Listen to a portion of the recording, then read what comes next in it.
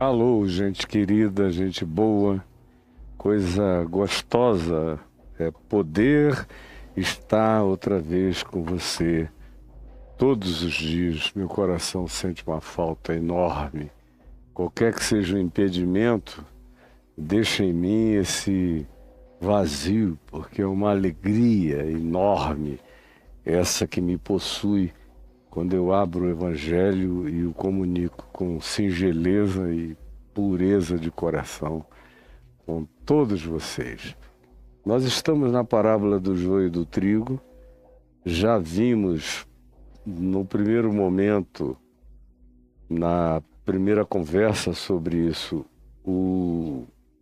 a descrição de natureza simbólica, objetica, substantiva, usada por Jesus para ilustrar, para metaforizar, para parabolizar a mensagem que ele está trazendo. E aí nós vimos que depois disso, ele deu uma sequência na presença das multidões que o cercavam ali na Galileia e contou a parábola do grão de mostarda, que a gente vai pular sobre ela e voltar depois. Depois a parábola do fermento, e é o que vamos fazer posteriormente, voltar a ela. E aí os versos 34 e 35, conforme vimos antes, e veremos ainda minuciosamente mais depois, diz que sem parábolas Jesus não ensinava nada àqueles que estavam com ele ali na Galiléia. As parábolas eram a mídia, o meio, o modo, eram o instrumento e era um veículo cognitivo que ele usava com frequência total para ilustrar, aprofundar, facilitar a compreensão, a introjeção e a guarda definitiva do que ele estava ensinando, já que ele nunca mandou que escrevesse um livro, ele não tinha um escriba. Dentre os 12 apóstolos, ele não separou nenhum, dizendo: este escreverá todos os meus atos. A suposição dele e o que ele queria era que nenhum daqueles 12 apóstolos se distraísse. Queria que eles prestassem atenção em tudo. E queria que eles guardassem inequivocamente no coração todos os ensinos. Inclusive, também, posteriormente, a gente veio a saber, através do grande erudito acadêmico já na glória dos céus, Joaquim Jeremiah, e que foi uma pessoa importante no estudo, especialmente das parábolas, mas dos evangelhos. E ele, com todo o acervo que tinha, chegou à constatação de que o texto que nós temos aqui, eu tenho em português e você também, e que foi originalmente escrito em grego, que não foi jamais a língua que Jesus falou, era a língua universal, era uma espécie de Esperanto da época, era como, e muito mais até hoje em dia, o inglês é até muito mais do que o grego chegou a ser nos dias de Jesus, mas era um inglês daqueles tempos, dos últimos séculos, e continuaria a ser ainda por algum tempo, vindo a ser dramaticamente substituído pelo latim e depois todas as derivações linguísticas. Mas Jesus não falava nem hebraico. Conquanto ele soubesse hebraico, entendesse hebraico, é óbvio, mas ele falava a língua corrente, a língua do povo. E a língua do povo era o aramaico. No aramaico, o que acontece é que essas parábolas de Jesus, de acordo com o Joaquim Jeremiah, elas ganham métrica, elas ganham rima, elas se tornam como literatura de cordel, elas são memorizáveis com extrema facilidade. Por isso é tão singular e interessante que as mesmas parábolas apareçam praticamente 3 vezes em cada um dos 3 evangelhos sinóticos, Mateus, Marcos e Lucas. As mesmas parábolas.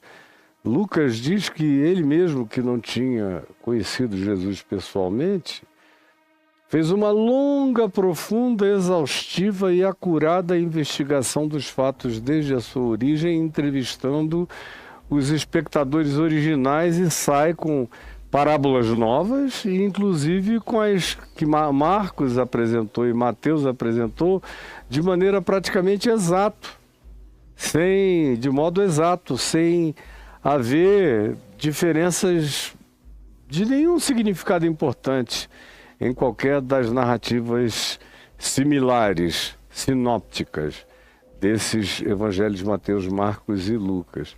Porque havia uma facilidade de memorização extraordinária. Essa é a facilitação que Jesus oferece, como a gente viu ontem nos versos 34 e 35 de Mateus 13, mas a gente volta a isso depois. Aí ontem eu iniciei o que Jesus fez quando ele entrou na casa onde ele morava em Cafarnaum, e os seus discípulos agora, no particular, não mais diante das multidões, mas no particular, se aproximaram dele e disseram: escuta, por que tu falas só por parábola? Explica-nos a parábola do joio no campo. Aí vocês me viram falar como o elemento negativo tem um poder de determinação, de marcação, de estabelecimento de headlines, de labels, de definição informativa, de marca estigmatizada da ocorrência, mais do que qualquer outra coisa. Eles não perguntaram aqui, não disseram: conta-nos a parábola do trigo e do joio, ou conta-nos o significado do trigo. Não, eles foram para essa coisa turdidora. No meio de tudo isso que a gente está vivendo, e que ele chama de reino dos céus, existem elementos alienígenas, antagônicos, distópicos, em relação à Boa Nova, em relação ao Evangelho. E aparentemente nós vamos ter que conviver com essa distopia enquanto a gente prega a esperança utópica do Evangelho que se realize, que se materialize, que se encarne no coração de algumas pessoas. Mas haverá sempre o outro contingente. Quem são esses? E ontem eu gastei um tempo explicando até a psicologia dessa atratividade. Aí Jesus respondeu: o que semeia boa semente, começa a explicar: sou eu, o Filho do Homem. E eu falei para vocês como ele sempre esteve livre.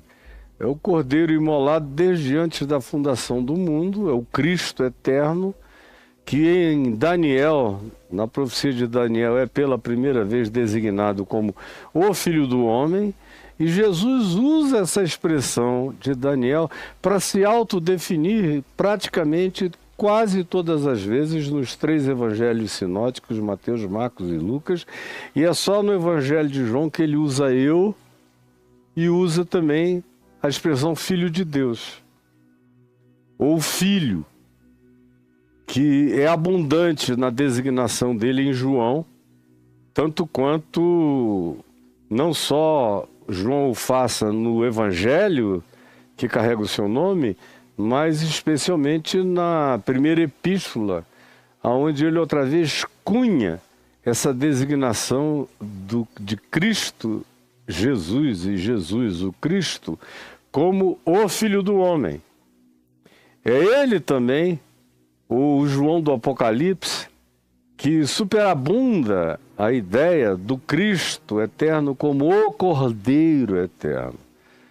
E conclui-se o Apocalipse com o Cordeiro, que é o Cristo antes de toda a criação, e que também ganha essa marca, essa expressão arquetípica do Cordeiro, que era uma simbolização muito forte para os povos semíticos em relação ao significado do sacrifício, da oferta, do culto, da substituição do pecador por uma simbolização do pecado, e por aí vai, até ao ponto de que João Batista é quem indica definitivamente, dizendo: eis aí, apontando para Jesus, o Cordeiro de Deus que tirou, que tira e tirará sempre o pecado do mundo.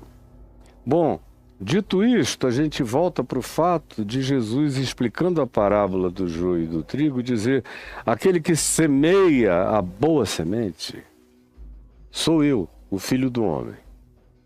A boa semente é sempre, do ponto de vista conceitual do seu significado, o Evangelho.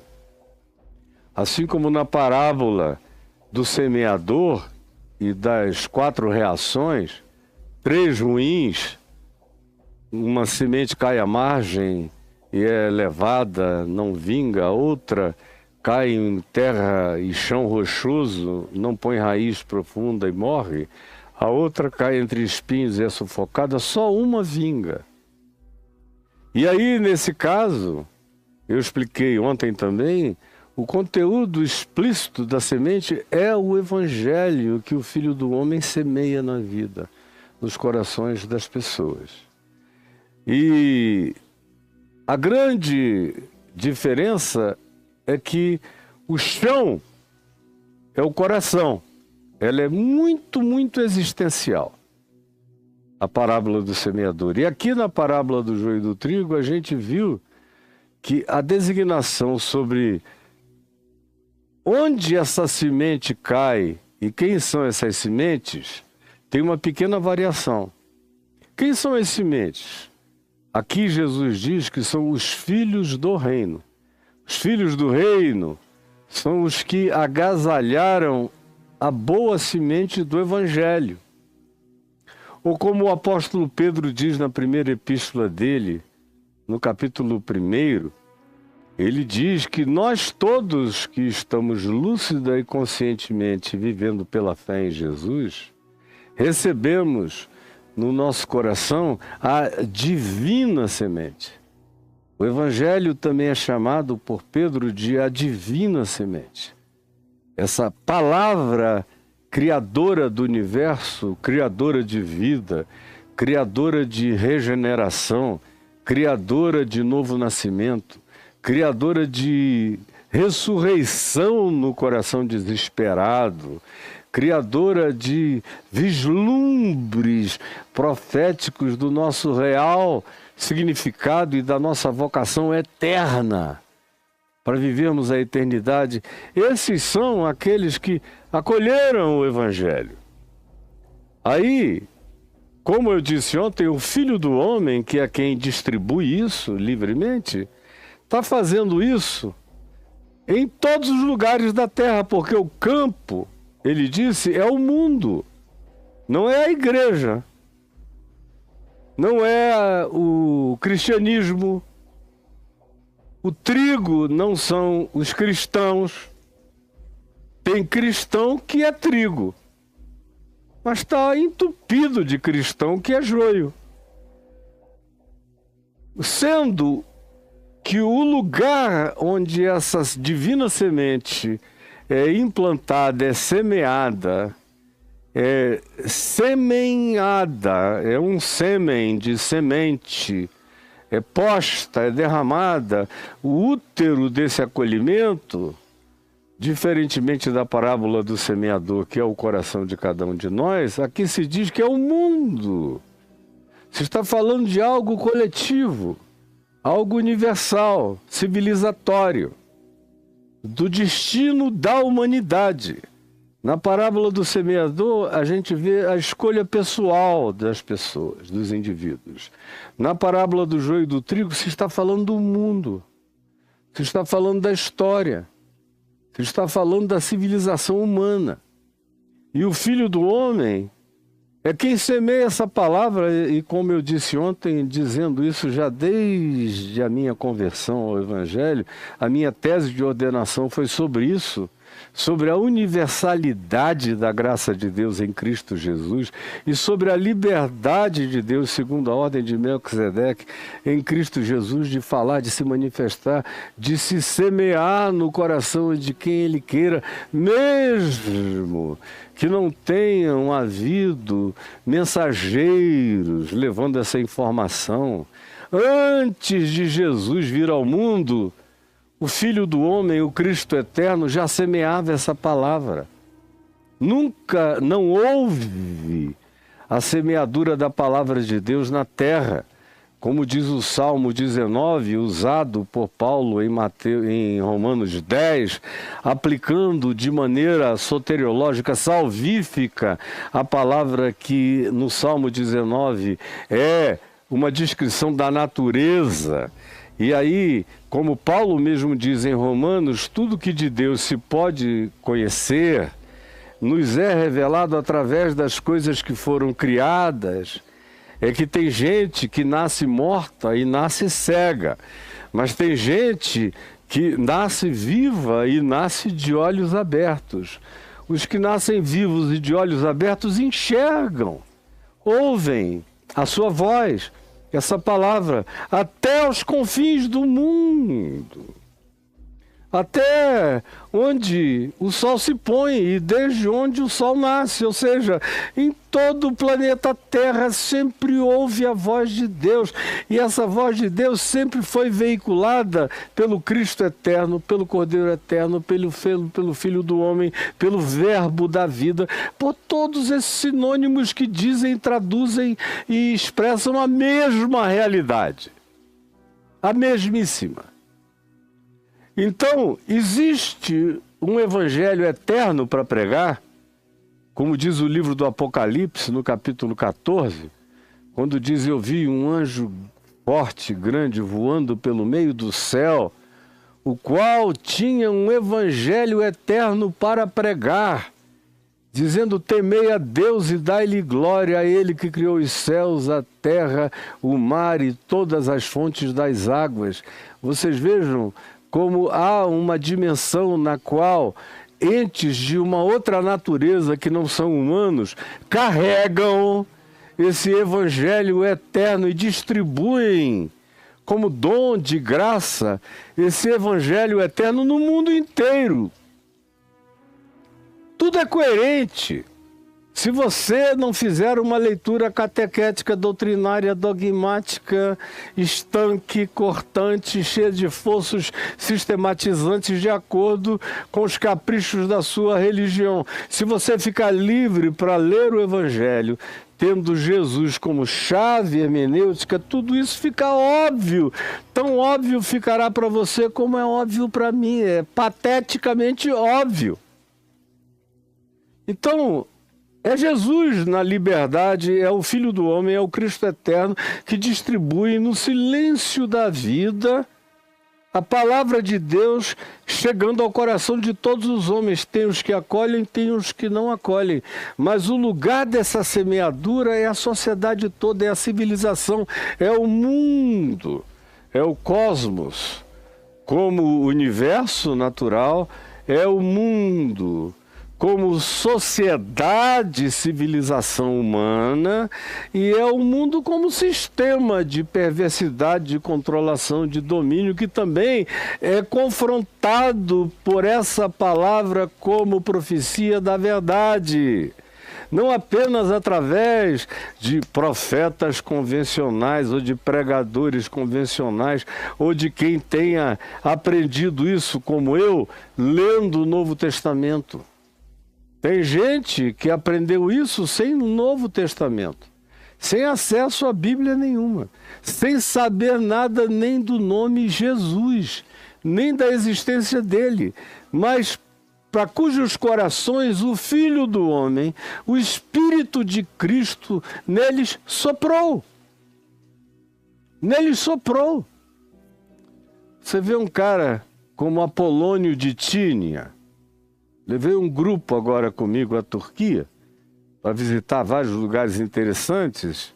E no caminho, a gente iria passar na frente da cidade de Tínia, onde nasceu um homem muito interessante, um dos seres humanos mais interessantes da história da civilização humana, chamado Apolônio de Tínia.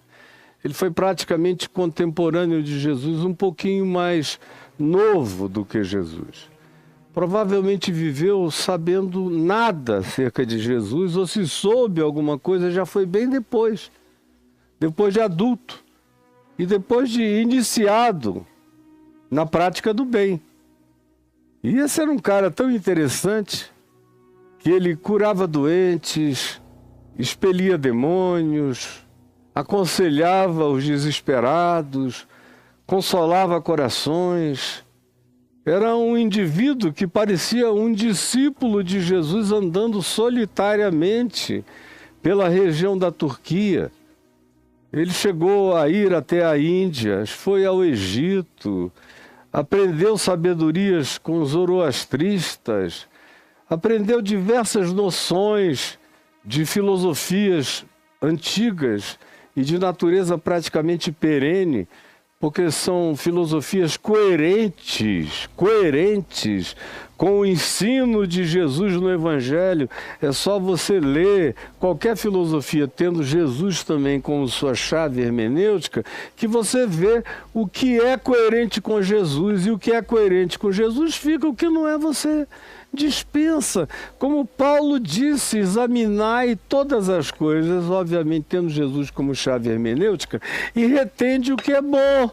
Aí vocês vão ficar com extrato, com supra-sumo, vão entender a vida com muito mais clareza. Pois bem, é esse Espírito de Cristo, é o Cordeiro, é o Filho do Homem quem semeia a boa semente. A boa semente carrega o conteúdo do Evangelho, da prática do bem, da verdade, da justiça, do amor, da misericórdia, do perdão, do acolhimento, de tudo isso que eu repito todo dia e que você já deve saber, no mínimo saber, pelo menos saber, para pelo menos sabendo começar a praticar alguma coisa. Do contrário, de nada vale o Evangelho para você nem na sua vida. Então, a boa semente tem que carregar esse conteúdo do Evangelho. Não há boa semente plantada pelo Filho do Homem no mundo que seja a antítese do Evangelho, que seja antagônica ao Evangelho. Não há. Aí sim pode vir, paradoxalmente, cheia do nome de Jesus, da pregação glorificando a igreja, exaltando a Bíblia, mas se não for segundo o Evangelho de Cristo Jesus, conforme a encarnação da verdade de Deus praticada e ensinada por Jesus, pode ter o nome de Jesus. O cara pode dizer: Senhor, Senhor, em teu nome fizemos isto, aquilo e aquilo outro, milagres, curas e exorcismos, mas o Senhor Jesus diz em Mateus 7 que dirá a todos esses: eu nunca vos conheci, saiam daqui, vocês usaram o meu nome, mas eu não sei quem vocês são. Portanto, a boa semente tem que carregar o conteúdo do Evangelho. Aí vem Jesus e dá um passo além nessa explicação e diz: a boa semente não só carrega o conteúdo do Evangelho, porque os filhos do reino, Ele vai dizer que são os semeados por ele no mundo, onde a semente é distribuída, a mensagem é distribuída, a palavra está viajando por aí, atingindo gente que sabe, que não sabe, que dá nome, que conhece o CPF da história de Jesus ou não. É o Espírito de Deus livre, soprando aonde quer. Não sabemos de onde ele vem, nem para onde ele vai, mas ele chegou aqui, nos contou a verdade, e agora isso se tornou inescapável para mim. Se essa realidade me foi colocada e ela é segundo o que Jesus viveu, portanto, é segundo o Evangelho é Jesus e Jesus é o Evangelho. E os filhos do reino são os que seguem o Evangelho de Jesus. Aí vem Jesus e diz: o Filho do homem semeou os filhos do reino, que são esses que tinham acolhido a boa semente nos seus corações e se tornaram filhos do reino, porque acolheram, deram razão a Deus e disseram: nós queremos ficar parecidos com o Filho do homem. Queremos ser homens e mulheres de acordo com a imagem e semelhança do Filho de Deus, do Filho do homem, do Cordeiro de Deus, do Cristo de Deus. A nossa vocação para ser e existir é nos tornarmos semelhantes a Ele, carregando nossas personalidades, nossas características, nossa cultura, mas sendo Jesuses dentro do nosso ambiente de vida, do nosso momento histórico, da nossa geração. Esses são os filhos do reino, não dá para explicar de maneira mais facilitada. Quem pegou, pegou, quem não pegou, deixou passar. Mas está aí, e está gravado para você voltar. Aí Jesus diz: os filhos do reino são esses, que acolhem essa palavra, que a encarnam, que vivem a partir dela, que têm-na como referência,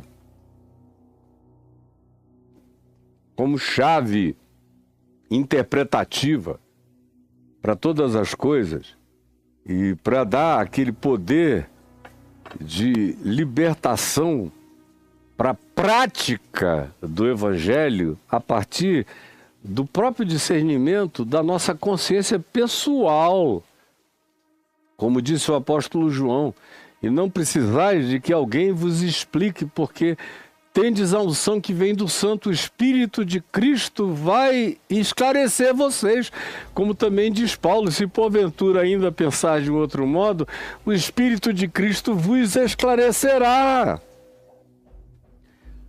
Paulo sabia que o Evangelho não dependia só dele chegar e contar a história bonitinho para todo mundo entender. Ele sabia que tem bloqueios subjetivos que só o Espírito de Cristo consegue vencer. Nos filhos do reino, de acordo com Jesus nessa parábola, esses são os indivíduos que acolheram isso, sabendo de Jesus ou não sabendo de Jesus. Notem o seguinte: quase ninguém ainda sabia de Jesus no mundo quando Jesus contou essa parábola. Ele estava contido ali na Galileia. Tinha gente que vinha de onde hoje é a Jordânia, aonde hoje é o Egito, onde é o Líbano, onde é a Síria, de alguns lugares desses. E depois, quando ele pregava em Jerusalém, tinha gente de outras etnias. Mas era muito pouca gente para ele ter a ousadia de lá na Galileia dizer que a boa semente eram os filhos do reino e que o lugar onde isso era semeado era no mundo todo. E ele não diz que isso seria semeado, ele diz que aquilo tudo já era uma realidade, nunca foi diferente, sempre houve os filhos do reino semeados pela graça de Deus no planeta Terra, na civilização humana. Do contrário, nós não teríamos sobrevivido como espécie até o dia de hoje. Só sobrevivemos porque Deus sempre nos deixou remanescentes, os filhos do reino, lutando com a melhor consciência, para que o espírito do amor, da graça, da verdade, da justiça, da solidariedade, segundo Cristo Jesus, segundo o Evangelho do Reino de Deus, presente na vida deles, sendo eles sal da terra e luz do mundo, influenciem de maneira preservadora a continuidade da história humana. Mas Jesus mesmo advertiu, vai chegar um tempo em que a malignidade vai ser tão grande e os filhos do reino serão tão poucos. Isso acontecerá porque a iniquidade vai crescer, crescer, crescer, crescer, crescer. A corrupção, a mentira, o uso, o abuso, a manipulação nojenta, como a gente vê para todo lado, o autoritarismo, os autocratas, os poderes demoníacos do controle sobre a mente humana para todos os lados, vai crescer tanto e o amor vai morrer no coração de quase todos. E quando o amor desaparece da terra, todo o mal, toda a treva prevalece. O que nos tem salvado até aqui são os vagalumes do amor, são os lapsos de amor, de luzes de amor, de sabedoria, de bom senso, aqui e ali, que dão mais fôlego, dão mais oxigênio, dão mais tempo, dão mais sobrevida. Mas tanto menos quanto haja essa graça do amor, mais horrorosamente definidos no tipo de autodestrutividade que a gente vai escolhendo para nós mesmos e impondo sobre os outros, a gente vê o mundo cercado e tomado cada vez mais. Pois bem, a boa semente é plantada pelo Filho do Homem, e essa boa semente são os filhos do reino. Eu sou um filho do reino, por causa da graça de Deus, pela misericórdia de ter entendido e me sentir todo dia chamado e desafiado a viver essa palavra, a encarná-la, a ser um Jesusinho na minha geração, no meu tempo, entre os meus contemporâneos. Por isso eu sou um filho do reino. Eu busco o reino sublime, o reino eterno. Eu não sou filho de Karl Marx, eu não sou filho de Nietzsche, eu não sou filho de Sartre, eu não sou filho de nenhum outro luminar dos últimos tempos, dos últimos 200 anos. Não sou filho de nenhuma teologia, não sou filho de nenhum movimento religioso, não sou filho de nada disso. Eu sou filho do reino de Deus. Também sinônimo de reino dos céus. Plantado aqui dentro do meu coração, vivido por mim como um ser que foi chamado para ser uma influência de Cristo na terra. Isso porque eu tenho a lucidez da compreensão do Evangelho. Tive o privilégio de conhecer Jesus pela fé. Agora, eu reconheço que eu tenho muitos irmãos espalhados pelo planeta inteiro que nunca tiveram essa chance, nem essa oportunidade, mas que reproduzem, semelhantemente a Apolônio de Tinha, graças de Deus.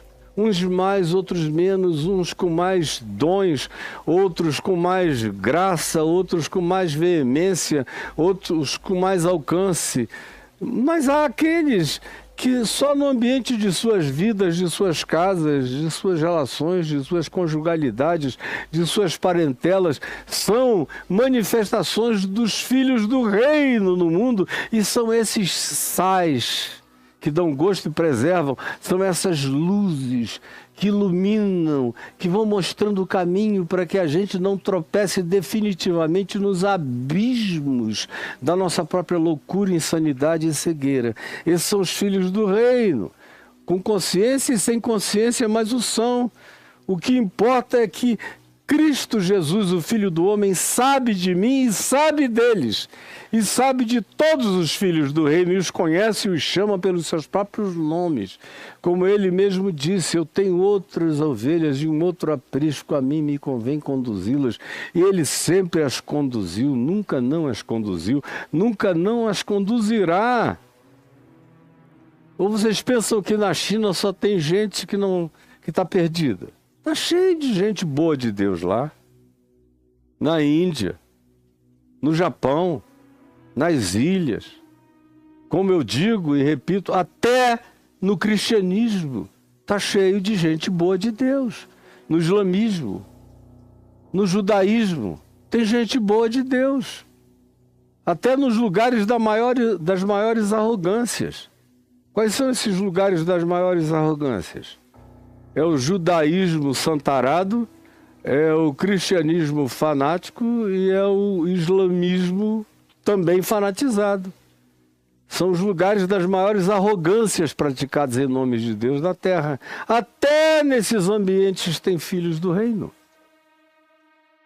Aí Jesus diz, respondendo a esses discípulos, escuta, que negócio é esse? E o joio? Que era a pergunta deles. Eles só perguntaram pelo joio. Jesus fez o favor de fazer essa introdução e explicando o cenário para eles. Mas e o joio? Era a pergunta original.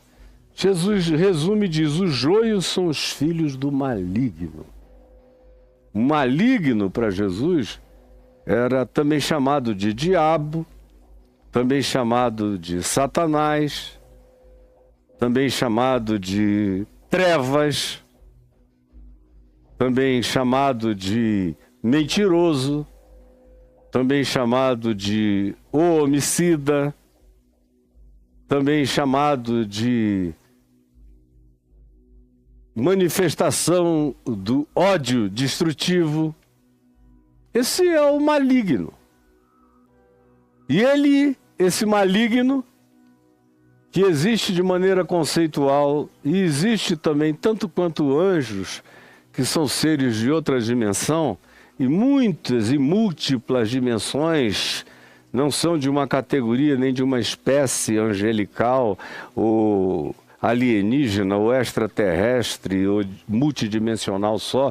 Eles são entes de todas as dimensões. Esses mensageiros do bem, espiritualmente falando, também tem a dimensão do maligno. Eu acho muito interessante gente que gosta de anjo, mas diz, não existe Satanás. Só não existe para você, que é um negacionista. Agora, eu sei que existe porque eu já estive em contato. Conheço essas artimanhas e essas manifestações e esse poder maligno e sei diferenciá-lo de doença mental, de transtornos e desordens de todas as outras formas e naturezas e sei diferenciá-lo da expressão pura e simples da própria perversidade da natureza humana. Conquanto essas outras coisas sejam realidades, elas não anulam esse a quem Jesus chama de o maligno. E os apóstolos todos também o designaram como tal. De modo que não dá para você dizer que crê no Evangelho, mas em nome de Jesus, em nome do Evangelho, transformar o diabo só numa caricatura. Não é uma caricatura, ele é uma caricatura na descrição religiosa, mas do ponto de vista de Jesus e do Evangelho, ele é um ente sutil, de muita sabedoria, de todas as ciências, de todos os conhecimentos conhecíveis, acessíveis e alcançáveis. Não há nada que o diabo não saiba e que a ciência tenha descoberto. Não há absolutamente nada. Esse é um ente perigosíssimo, juntamente com os outros idênticos a ele, ou da natureza dele, ou da subserviência dele, ou de conluio com ele, de dimensões, naturezas e energias diferentes da nossa, porém com capacidade de indução, de sugestão, de maliganização da existência humana na Terra, de exacerbação da maldade natural do nosso coração. Existe. Seria uma pena que você se tornasse um ente aleijado, só por causa da caricatura nojenta que em nossa volta está presente em todo lugar pela pregação dos evangélicos, ou dos pentecostais, ou dos neopentecostais, ou daqueles que criam esses capirotos tão patéticos que qualquer pessoa em inteligência diz, não, o diabo não existe, e aí o diabo deita e rola, porque o verdadeiro diabo é sofisticado. Ele dialoga num nível filosófico extraordinariamente mais sutil. Ele conversa com você a conversa que você pode entender. Ele usa as simbolizações que você pode compreender. Ou ele ateiza o diálogo de modo que possa lhe satisfazer. O diabo não tem nenhum compromisso em manter a fé no diabo no seu coração. O pior e mais perigoso de todos os diabos é aquele que não existe para você. Aí ele tem campo de absoluta liberdade e fartura para trabalhar os seus pensamentos e você só vai dizer: estou tendo pensamentos diferentes, deve ser alguma coisa que eu preciso processar filosófica e psicologicamente ou emocionalmente, porque você não tem nem o elemento balizal de Jesus como chave hermenêutica interpretativa para discernir as sutilezas malignas que vão tomando conta, pervadindo e dando metástase no seu ser e no seu coração, e você vai aí caminhando como um ateu soberano, dizendo: em mim não, eu não estou para além disso, tolinho, bobinho, não tem ninguém na terra para além disso. Quem disse isso foi Jesus. Você pode viver 1 milhão de anos, não vai ter capacidade de lhe desatar as sandálias dos pés. Se enxergue, garoto, garota. Pelo amor de Deus. Aí Jesus diz: o joio que cresce duro, em abundância, que não dá fruto, mas ocupa espaço, que pervade pelo subsolo da terra, que inibe o crescimento do próprio trigo, é plantação do maligno. É gente que se tornou diabo. Se tornaram pessoas que escolheram não a divina semente para crescer dentro delas, mas escolheram o DNA maligno. Se identificaram com o genoma das trevas. Permitiram-se alterar nas engenharias genético, psíquico, pneumáticos, espirituais, portanto, das ações malignas no coração, na vida, no comportamento, na atitude humana. Isso começou usando o texto bíblico como referência, mas se você pegar todas as outras mitologias humanas espalhadas pelo planeta Terra, em todas elas tem um ente maligno. Você já prestou atenção que o diabo, que o maligno, que o Satã, seja ele de que natureza seja ou por que nome seja apelidado, está presente em todas as antropologias das místicas e míticas naturezas religiosas ou concepções de mundo e universo, em todo o planeta, nas mais de 1.500 culturas de maior impacto registrável, havia um diabo, um Satanás com outro nome. Portanto, é uma percepção da psicologia humana universal em todos os ambientes, em todos os tempos. Mas tomando a Bíblia como ponto de referência para nos simplificar a vida, isso aqui não é uma aula de antropologia nem de mítica dos povos, a partir da Bíblia, do Gênesis, a gente vê. Quando foi que o maligno semeou? Como foi que ele começou a semear? Ele começou a semear isso nos seres humanos a partir do pensamento, da conceitualização, da dúvida acerca de Deus, das intenções divinas, de que se colocou Deus como inimigo do homem. Ele não quer que você saiba, ele não quer que você cresça, ele quer te infantilizar, ele quer te bestializar, ele quer te tornar um débil mental, ele quer que você seja um ente de natureza simplificada no mundo natural, um pouquinho superior apenas a outros entes animais. Foi isso que a serpente, assim chamada no livro de Gênesis, onde esse arquétipo é usado, falou para a mulher e para o seu marido. Foram essas dúvidas iniciais que os fizeram tomar do fruto que gerou essa alteração cognitiva definitiva. Mas que não foi aquilo que nos arrebentou finalmente. Não foi aquilo que nos alienou de todo. Porque eles comeram ainda do fruto da árvore do conhecimento do bem e do mal. Portanto, eles foram possuídos por ambivalência, por ambiguidade.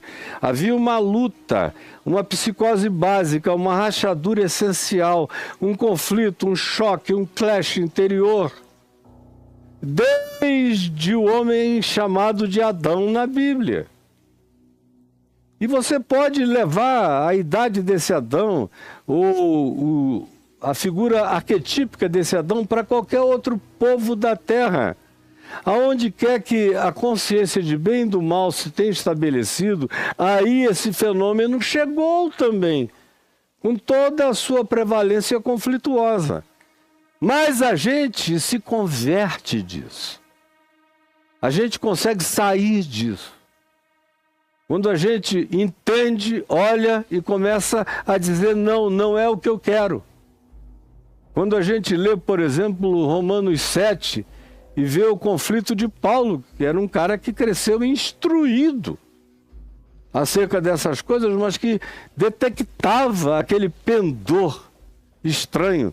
E ele diz, eu preciso vencer isso. E ele descobre que ele só desmobiliza esse poder tenebroso dentro dele, de acordo com Romanos 7, quando ele chega em Romanos 8 e diz, enfim, eu criei que Cristo Jesus da cruz levou todos os meus pendores malignos, todos os meus pecados, todos os meus venenos, todas as minhas malignidades, eu deitei sobre ele, confiei nele, disse, tu sugaste, chupaste, levaste sobre ti tudo isso que me matava. Aí ele diz, quando eu adquiri essa fé, eu entendi que agora eu tenho a possibilidade de pender, e só agora eu consigo pender na direção do bem, porque eu entendi definitivamente que já não há. Leia Romanos 8, 1 e 2. Romanos 8, 1 e 2. Descobri que agora já não há mais nenhuma condenação para os que estão em Cristo Jesus, o nosso Senhor. Porque a lei do Espírito e da vida em Cristo Jesus te livrou da lei do pecado e da morte. Portanto, desse primeiro ludíbrio do maligno, travestido do ponto de vista arquetípico, semiótico, de serpente, para o engano da mente humana, disso aí, a gente é salvo pela graça de Deus em Cristo Jesus. Para quem fica sabendo objetivamente da informação, e até os que não ficam sabendo objetivamente da informação, mas que ouviram os segredos da voz do Filho do Homem, de Cristo Jesus, do Cordeiro Eterno, do Espírito de Deus nos seus corações.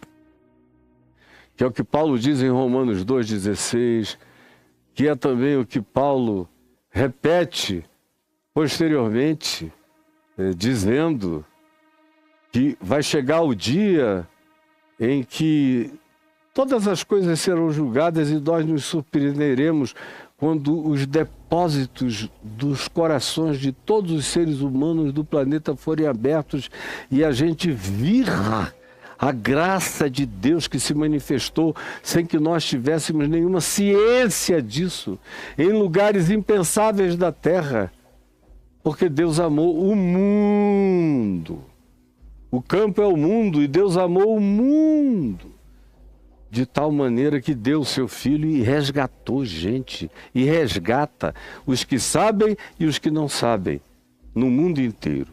Mas os filhos do maligno, respondendo à pergunta dos apóstolos, são esses que acham que amor é idiotice, que acham que perdão é babaquice, que acham que graça é facilitação, só os fracos precisam. Os filhos do maligno são esses que acham que o que prevalece é a lei dos mais fortes, que o negócio é levar vantagem, que os fins justificam os meios, que você pode passar a pernada nos outros, seguir em frente sem nenhuma culpa, que não existe juízo e nem ninguém e coisa alguma acima de você, que você é a medida absoluta de todas as coisas, por isso você é tão narcisista e é a referência de si próprio. Você acha que nasceu com direitos de controlar os botões de autodestruição do mundo. Inveja o Putin. Inveja o Xi Jinping. Inveja o presidente da hora nos Estados Unidos. Inveja em Israel quem tem o poder de apertar botões nucleares. Ou em qualquer outro país que tenha acesso a esses dispositivos de autodestruição planetária. São os que torcem pela mentira, pelas fake news, pelos enganos, pela manipulação, que aplaudem o manipulador, que aplaudem o mentiroso em debates políticos, que torcem para que os espertalhões prevaleçam sobre as pessoas boas, justas, verdadeiras, santas, ordeiras e sinceras na sociedade humana e no mundo inteiro. E aí eu poderia falar o resto do dia descrevendo quem são os filhos do maligno. Pode ser gente muito parecida com você. Pode ser gente muito parecida com seu pai, com a sua mãe, com o candidato em quem você vota, nas pautas e nas causas que você apoia, por aquilo em relação ao que você torce em favor no mundo, genocídios, covardias, nações usando de poderes extraordinários para esmagar, tomar, possuir, espoliar outras, e você aplaude, e você diz, é isso aí. Tem que ficar no topo da cadeia alimentar e comer o resto para baixo. Tanto faz. Esses são os filhos do maligno, com os quais você se identifica. Se identifica tanto que, eventualmente, com temor e tremor no meu coração, eu digo, se tornou um deles, quem sabe? Você se tornou um dos filhos do maligno? Aí você diz, não, eu não, porque eu não sou satanista. A coisa mais boba que existe é se tornar satanista. É se tornar luciferiano. Ah, eu sou luciferiano. Tenho grandes poderes. Tem poder lá para tua idiotice, no teu espelho. Seu bobão, sua bobona. Poder coisa nenhuma. Se eu chegar em nome de Jesus e bater o pé, você sai correndo. Você sabe que contra mim não vale encantamento. Que eu estou aqui todo blindado pela fé, impenetrável, que eu sou habitado pelo mais valente, enviado como um cordeiro para o meio dos lobos, mas inabalável no envio. Aquele que me enviou sabe o que estava fazendo. Agora você fica achando que você não é filho do maligno porque você não pratica magia negra? É outra bobagem. É outra besteira.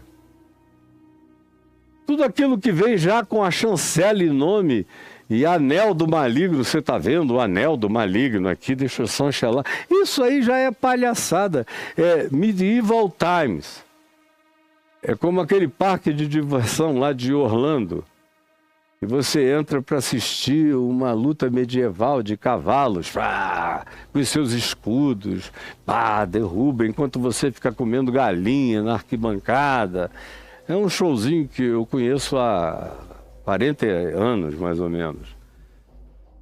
Quando o cara diz, eu sou um luciferiano, um satanista, pratico magia negra, ou isso e aquilo, tenho o poder de fazer mal aos outros, é só um Epcot Center.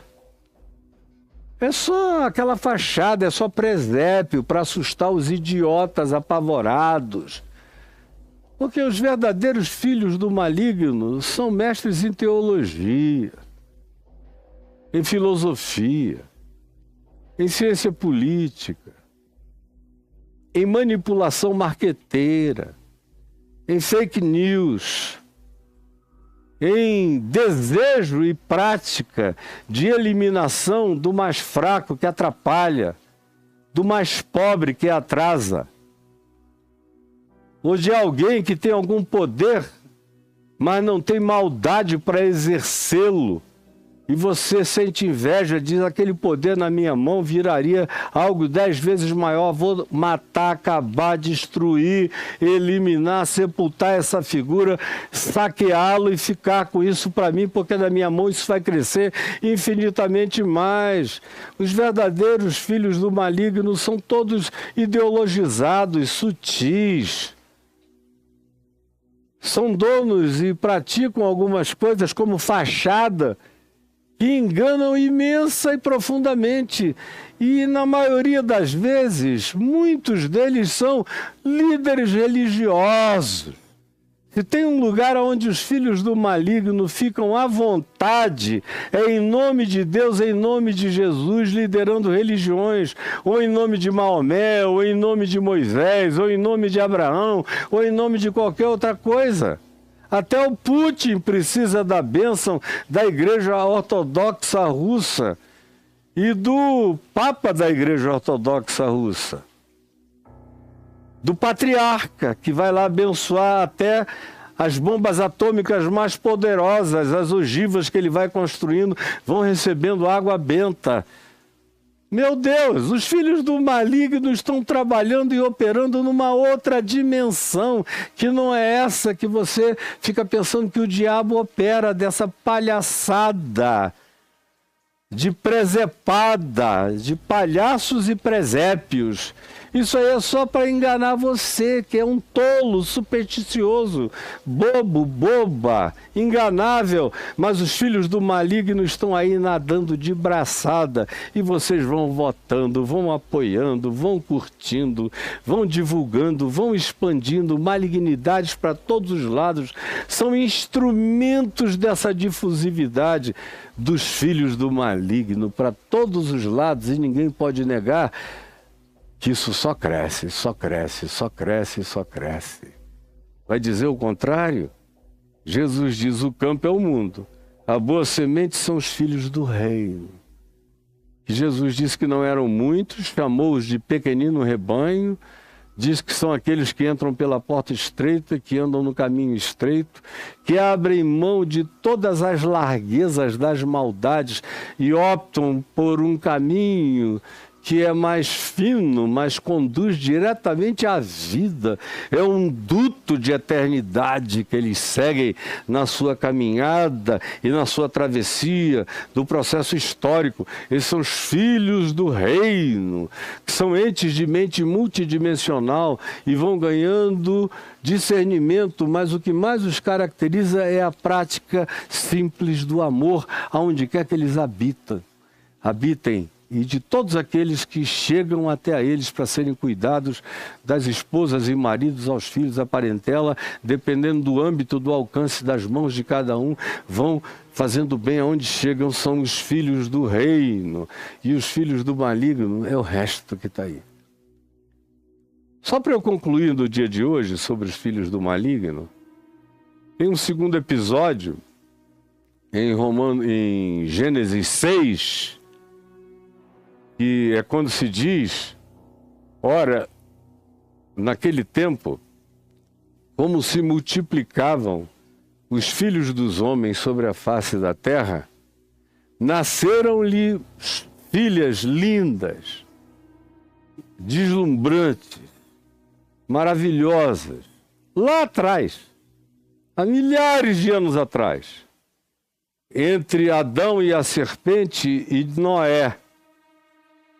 Passou mais tempo entre Adão e o dilúvio de Noé do que entre o dilúvio de Noé e os dias de hoje. Passou muito mais tempo antes do dilúvio do que do dilúvio para cá. Nasceram mulheres assombrosamente belas, E aí Gênesis 6 diz que uma categoria de anjos, designadamente aqui de maneira genérica como Benai Elohim, como filhos de Deus, e designados no profeta Daniel como os vigilantes, e também assim nomeados no livro de Enoque pelo mesmo nome que eles recebem no livro bíblico de Daniel, no texto de Enoque eles também são chamados de vigilantes. Pois bem, são esses seres, essa espécie multidimensional, angelical, e que tinha um favor especial, um acesso de aproximação da humanidade que lhe foi concedido para que eles fossem vigilantes do bem em favor dos seres humanos, tipo, entre aspas, anjos da guarda. Tipo, entre aspas, anjos da guarda, que se corromperam. Eles eram para vigiar em favor do bem, agora eles resolveram vigiar cobiçando. E eles desenvolveram a capacidade, e aí não é o caso para discutir como foi, se foi intercurso sexual, o coito natural, se foi por alguma outra manifestação tecnomágica, genético, científica, a manifestação, mas eles se hibridizaram com os humanos. E lhes nasceram os nefilins, aqueles seres gigantescos que o livro de Gênesis diz que habitaram a antiguidade. E mesmo depois do dilúvio de Noé, a gente vê ainda uns remanescentes deles presentes nas narrativas do Velho Testamento, nas narrativas dos gregos, nas narrativas dos habitantes da Sicília, nas narrativas dos habitantes das populações de onde hoje é a Turquia, nas narrativas dos chineses, dos indianos, de todos os povos da Terra, tudo isso está presente exatamente igual ao livro de Gênesis. É só uma questão de ampliar a sua cultura, você vai ver. A mesma coisa. Teve esse outro episódio que foi gravíssimo. Num certo sentido, preste bem atenção, num certo sentido, foi algo mais grave do que o que aconteceu com Adão e Eva e a serpente lá no Éden. Porque deu para preservar Adão, Eva, Caim, Abel, Sete, as descendências, por muito tempo, até que chegou esse outro episódio, que é a mescla, que é a ilha do Dr. Monroe, que é quando esses seres superiores possuem, se hibridizam com os filhos dos homens e também alteram a natureza de todos os animais, diz o livro de Gênesis no capítulo 6, e diz o livro de Enoque com muito mais detalhamento, alteram inclusive os animais, fazendo monstruosidades aparecerem, criando mesclas genéticas monstruosas, a tal ponto que dessa vez a manifestação e a criação e a produção e a colocação dos filhos do maligno na face da terra foi tão forte, tão enraizada, tão dominante, tão poderosa, tão cultuada, tão adorada, tão irreversível, que não dava mais para tratar como foi tratado o pecado de Adão e Eva. Agora, só um dilúvio para exterminar tudo, só um resetting radical, que foi o que o dilúvio fez acontecer. Resolveu tudo de uma vez? É claro que não. Porque os que sobreviveram na arca de Noé e nas muitas outras arcas dos povos, de acordo com os mitos de mais de 1.500 outras culturas, contando histórias praticamente idênticas, eram pessoas que sobreviveram, mas que carregavam a tortuosidade de Adão, carregavam a psicose básica de Adão, o potencial para inclinação perversa quase que natural, e ainda tinham um poder de se inclinar na direção do bem, mas tinham que ter uma determinação lúcida e uma vontade aguerrida para se tornarem assim. Do contrário, a natureza os levava para outro pendor. Aquela ocorrência de Gênesis 6 foi muito violenta.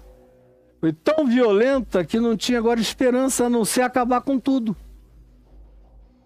Vem Jesus e inclui, muito certamente, ele que conhecia o livro de Enoque, que várias citações de Jesus ecoam o livro de Enoque. Para quem conhece bem o livro de Enoque, ecoam. Você vê em citações de Jesus ecos do livro de Enoque. Você vê em Paulo ecos do livro de Enoque. Você vê Judas, irmão de Jesus, fazendo uma síntese do livro de Enoque na epístola dele. Você vê Pedro na segunda epístola fazendo uma síntese do livro de Enoque na epístola dele, sinal de que na cabeça de Jesus, de Paulo, de Pedro e de Judas, no Novo Testamento, aquele episódio de Gênesis 6 teve uma importância profunda, inafastável. E o dilúvio não conseguiu eliminar, fazer o resetting absoluto. Sobraram os filhos dos Nefilins, que eram os Refaíns, os Emumbins, que eram os descendentes dos gigantes presentes nas narrativas do Velho Testamento. De algum modo houve uma sobrevivência, uma continuidade. E eu ouso dizer para você que esse gene está espalhado ainda na Terra inteira. É genético, é psíquico, é espiritual. Esses filhos do maligno carregam essas marcas. E são aqueles seres que só milagres de Deus, que estão para além da nossa compreensão, podem mudar e alterar a natureza do DNA da perversidade deles, do genoma da maldade, da inclinação psíquica para a perversão e da sedução narcisístico-espiritual por se tornarem como Deus, superiores aos demais homens, dominadores do próximo, da vida, da natureza, da criação e de Deus, com quem eles não querem nenhuma relação de submissão, nem de amor, nem de aprendizagem, nem de imitação. São os filhos do maligno. Eles imitam naturalmente a maldade do diabo. Eles são os antagonistas contra a vida. São os anticristos planetários espalhados para todo lado. Inclusive, para não ficarmos longe daqui, no púlpito da sua igreja. Eu acabei de postar um cara ali no Nordeste, um governador e um apóstolo evangélico em conluio para corromper ainda mais a igreja. São filhos do maligno. Aquilo ali é obra de filhos do maligno. Se não se arrependerem, estão dizendo de que lado da vida eles estão. De que lado da vida eles estão. É forte? É forte, porque tem que ser. O TikTok já fechou aqui. Já até acabaram os 5 minutos de prazos deles.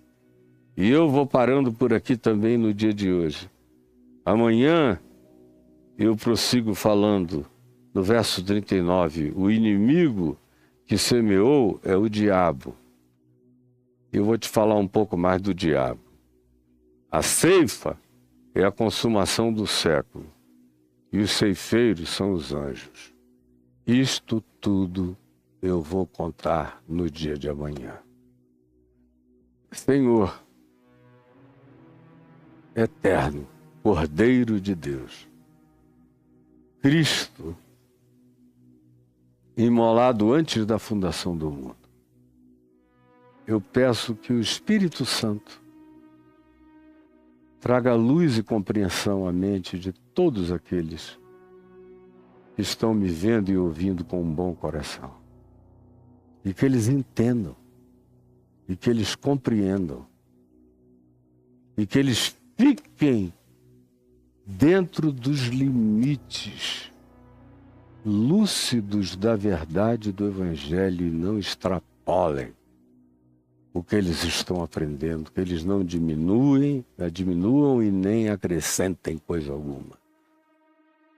É o que eu te imploro, pedindo entendimento e compreensão para todos nós. Em nome de Jesus. Amém e amém. Olha aí, gente boa. Você está vendo aqui esse QR Code aqui na minha frente? Está vendo? Vou pegar o TikTok daqui. Você sabe como usar esse QR Code aqui, ó? E aqui. Você sabe como usá-lo. Todo mundo sabe. Eu só explico porque eu sou um cara das antigas, mas se fosse no Domingão do Hulk, ele só ia mostrar assim, ó. E todo mundo vai, todo mundo pega. Então, você faz parte do mesmo público, você sabe. Aponte o seu celular para lá, sua câmera, vai aparecer o que você sabe que vai aparecer, um outro ambiente. Cadê o outro ambiente, Caio? Você escreve, apontou para lá, aparece esse outro ambiente. Aí o ambiente vem, você clica nesse verdinho, só o pessoal do YouTube aqui está vendo, quem está aqui nas outras plataformas não está vendo nada, mas você aperta nesse verdinho aí, nesse botão, e aí vai cair nessa página onde tem Banco Santander, Banco do Brasil para depósito, transferência bancária.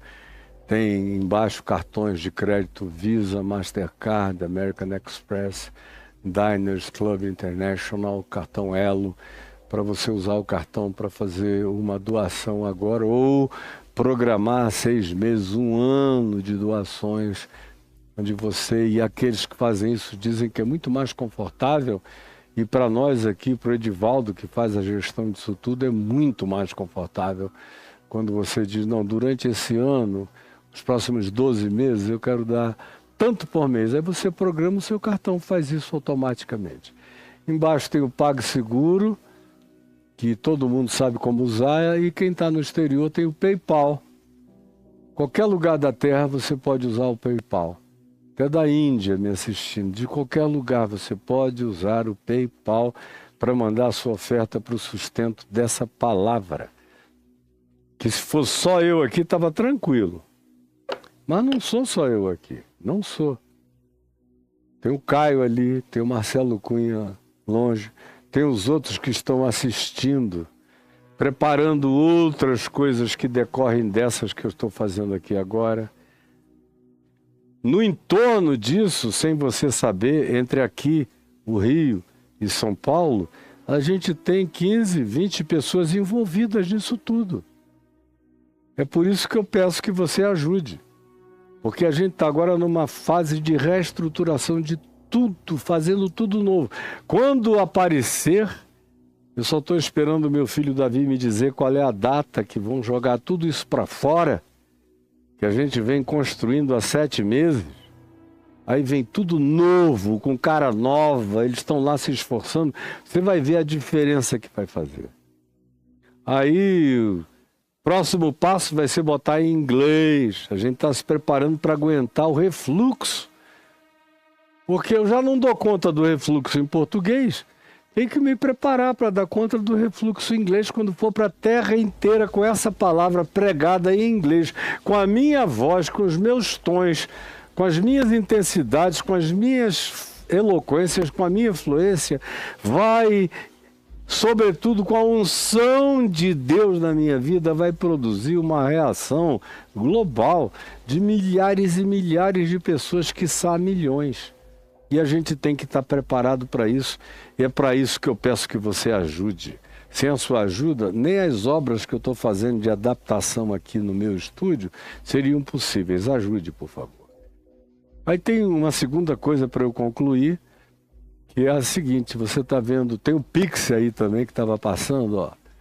Pix, tem, não o meu ainda, mas o aqui do nosso ministério, da VMVTV, da Exposição de Mateus, do Papo de Graça, do Área 51 do Evangelho, de tudo que você recebe nas plataformas, Está aí o Pix para sustentar todo mundo que está trabalhando agora.